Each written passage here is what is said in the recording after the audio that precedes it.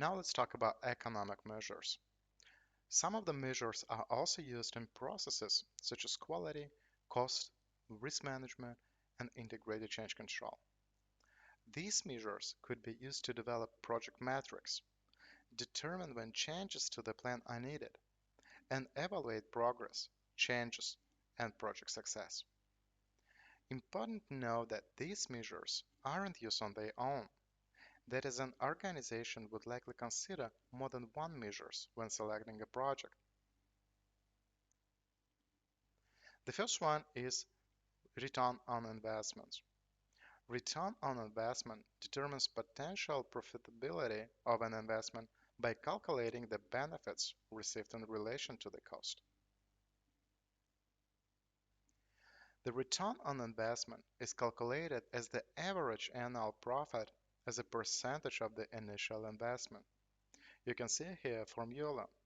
And to calculate the return on investment, we need the total profit and the number of years to calculate the average annual profit. So we have an example. We have a project which costs us $300,000 and generates $90,000 profit over 3 years. So we know our investments, we know profit, we know period, and according to formula we can calculate it.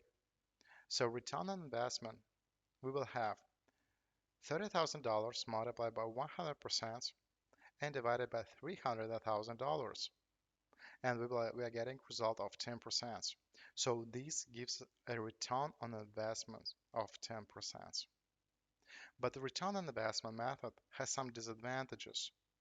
When comparing two projects, account must be taken of the relative risks for each project. All future incomes and savings are estimated and may be wrong. Another disadvantage is that the value of money in the future is less due to inflation and investment opportunities. And the last one is that the method uses the average annual profit, where cash flow may be more important. The next one is present value. Present value means the value today of future cash flows, and it can be calculated using a formula. So according to formula, we have PV, which is present value, FV, which is future value, R is interest rate, and N is the number of time periods. For example, we have a question. Is the present value of $300,000 to be received 3 years from now with expected interest of rate of 10%, more or less than $300,000? And according to calculations, we are getting result of $225,000. So it less. So you can put an amount of money in the bank and in 3 years you will have $300,000. Next, let's see what does net present value mean. Calculating the NPV or net present value of each proposed project provides a means for a company to compare a lot of projects and select the best one to initiate. So the net present value is the present value of the total benefits or revenue minus the cost over many time periods. If a net present value is positive, the investment is good choice. Actually, a project with the greatest NPV is typically selected. Let's say an example. I have two projects and I have to choose the best one to initiate. First project will take 3 years to complete and has an NPV of $50,000. The second will take 7 years and has an NPV of $130,000. Which one should I choose? Of course the second one, because the number of years is not relevant, as that would have been taken into account in the calculation of the NPV or net present value. Internal rate of return is the next one. To better understand, let's think about bank account. You put money in the bank account and expect to get a return, for example, 1%. So you can think in project in the same way. If we have many projects in which we could invest, so we need to look on the returns of the different projects and then select the project with the highest return. However, calculating internal rate of return is complex and requires the aid of computer. But as for now, simply keep in mind that a project with the highest internal rate of return is better.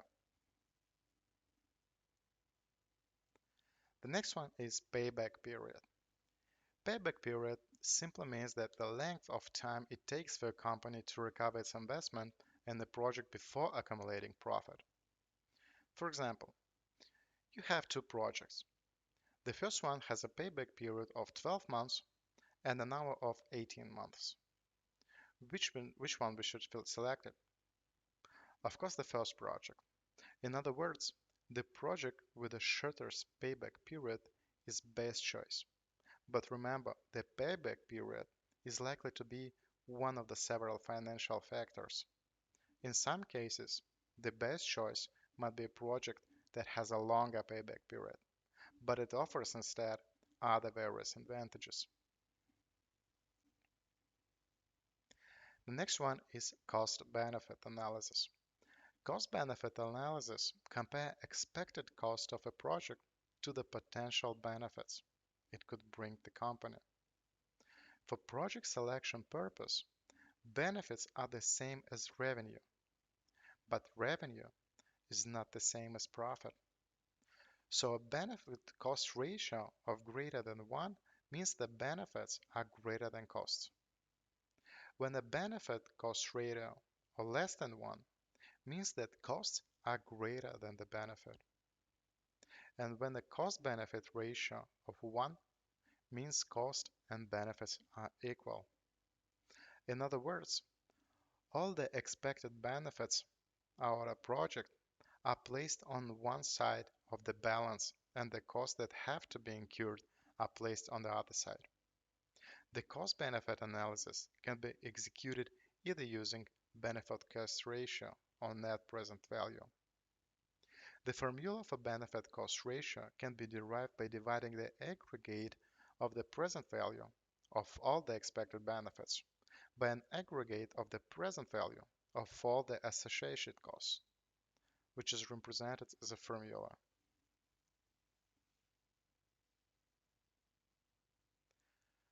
So benefit cost ratio, we have present value of all expected benefits divided by present value of all expected associated costs. And net present value we can calculate by present value of all expected benefits minus present value of all expected associated costs. Let's see an example. So we have two projects to illustrate the use of cost-benefit analysis. The sum of the present value of the expected benefits from project 1 is $50 million, with the sum of the present value of associated costs of $30 million. On the other hand, the sum of the present value of expected benefits from project 2 is $10 million, with the sum of the present value of associated costs of $5 million. Which project should we choose? Let's calculate. So first of all, we will calculate benefit cost ratio.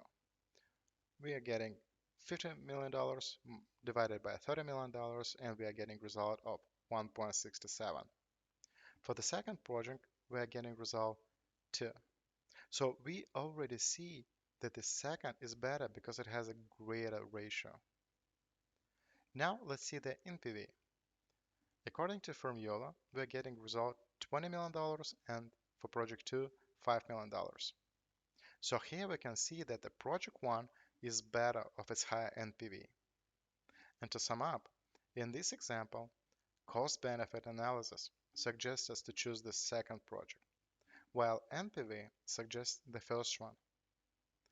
Although this is a stalemate kind of situation, it's very tricky. The inherently net present value gets the preference, and therefore project 1 will be considered better. The project manager should perform the analysis at a high level during project initiation and more in details during planning. The next one is opportunity costs. Opportunity costs refer to the opportunity given up by selecting one project over another. No need to perform calculations. Just remember, the opportunity costs is the value of the project not selected. For example, we have a project A with an NPV of $30,000, for example, and project B with an NPV of $60,000.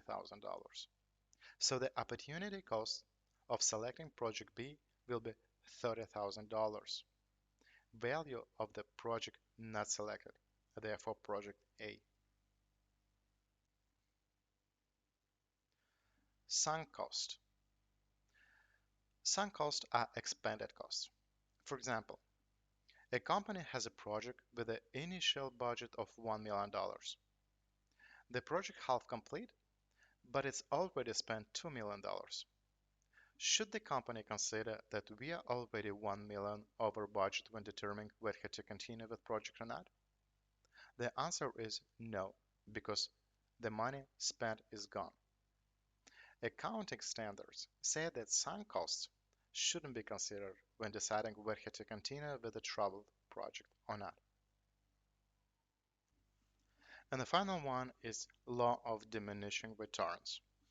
Actually, this law states that after a certain point, adding more input, for example, developers, will not produce a proportional increase in productivity, such as modules of code per hour. A single developer may produce at a rate of one module per hour. With the second, the two may produce at a rate of 1.75 modules per hour, or 0.75 increase. With a third developer, the group may produce at a rate of 2.25 modules per hour, or 0.5 increase. This disparity may be due to many factors, such as additional coordination is required as more developers are added to a project.